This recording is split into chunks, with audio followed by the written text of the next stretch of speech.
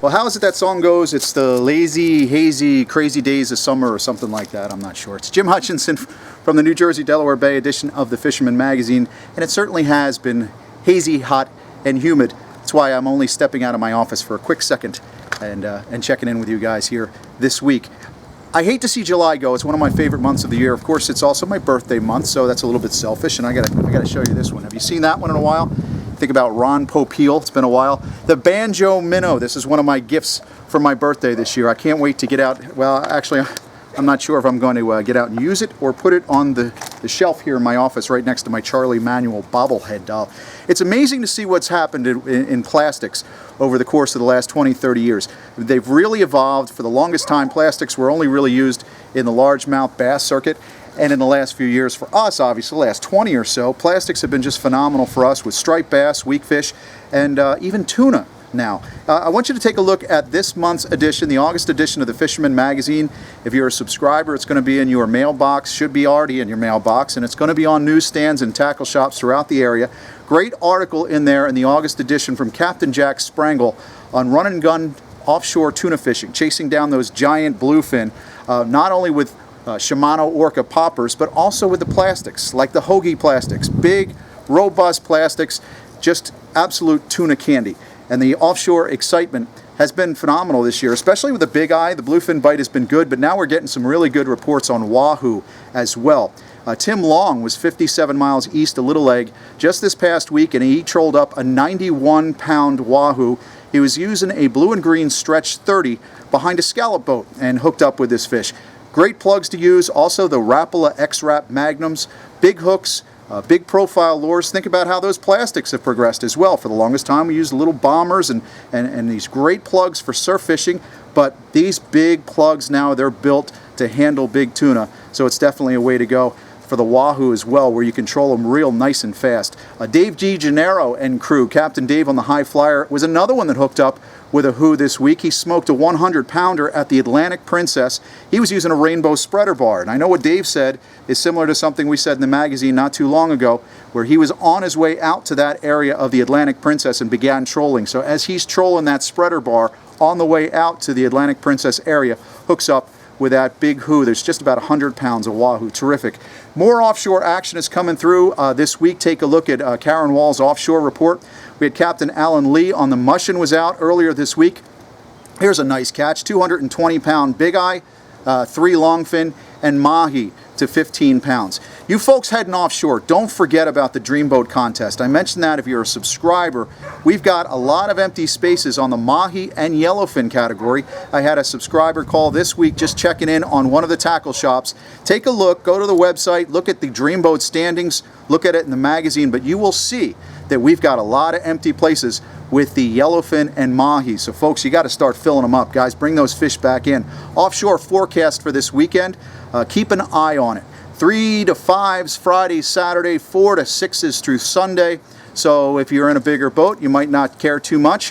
Folks heading out there in center consoles, just keep an eye out. The offshore forecast, go to NOAA and make sure you know what's going on. Hot and muggy along the coast, not just this week, but throughout this weekend, although it should be a little bit nicer, a little bit breezier, and a little bit less humid this weekend, but it should be nice and cool on the weekend, and it's a perfect weekend for those fluke tournaments. Plenty of them in the area for you to choose from. On Saturday, it's the 21st annual JCAA Fluke Tournament. Multiple ports all throughout the state. Check with your local tackle shops for information on that. You've got the 6th annual Stafford Township Hook and Ladder Tournament. That's based out of Manahawkin on Saturday. And of course, up on the Raritan, the 18th annual Leonardo Fluke Masters Tournament. Guys on the hunt for big doormats up there in the deep water around Ambrose. And I know Sandy Hook Channel has been producing some fish as well. The big tournament this past weekend, of course, the one I told you about, the $50,000 grand prize in the Staten Island Tuna Club's Grand Pas Savino. I got to wish congratulations to Ray Ruddick of Staten Island. 13 pounds was the $50,000 winner. First, you got to catch the fish, right, Ray? Second, you go in and have polygraph success. If you're going to give away $50,000, you got to polygraph it, right? Ray went through with flying colors. And then, of course, he got his big check. I don't know if he took this big check over to the bank to get it cashed, but I'm sure there's a big check involved somewhere. Plenty of doormats to be had. Evan Gates was out this week. He was not a tournament entry, but he still got that doormat, 11.6 pounds, while fishing with Tony Maja. Typical spearing and squid combination. Sometimes simplicity is best. He weighed this big doormat in at Lacey Marine. And South Jersey doormats, if you're looking for a big doormat, maybe you're in the JCA tournament this weekend, I would encourage you to take a look at spots. Live spots are in. I got this from Absecon Bay Sportsman Center. Dave Scholl has plenty of spots. They're pricey baits, but they're phenomenal. If you're drifting, looking for big lively baits in that structure, you can't go wrong with a spot. It's great on the tuna grounds as well. We also got great reports for the fluking in Delaware. Summer flounder action in Delaware is phenomenal. Eric Burnley checked in with us from Lewis Harbor and had wonderful catches. You'll see that in this month's edition in the weekly fishing reports. Billy Talbot earlier this week got true doormat status in Delaware, 10.2 pounds. Congratulations, Billy. He was aboard the Thelma Dale 4 out of Lewis Harbor earlier this week. So the old grounds, I would imagine, some of those reef sites at deep water, good action to be had. If you're down in Delaware fishing this weekend, especially in Delaware, you're cruising along the C&D Canal, keep a watch out for the manatee. There's a manatee that's cruised up the coast. Last we heard earlier this week, it was seen in the C&D Canal. We got an issue of a warning from the Department of Natural Resources for folks to be on the lookout. I just remember a few years ago when Chessie was a regular visitor, came up the Chesapeake and through the, I believe she came up through the C&D as well, so keep an eye on that. I got a note from my buddy Damon a couple of weeks ago in the Fisherman magazine, wrote up a story on squids just a couple of weeks back. Well, I gave him one of those little 3-inch tsunamis. He put it on a teaser, don't you know, hit it in Great Bay. Sometimes it's really nice when a plan works out. I will leave you with this week, all right? There are some stripers still around. Night eeling, perhaps, around the Shrewsbury Rocks. Big article in this month's edition of the Fisherman magazine. But I got this from John Bosco.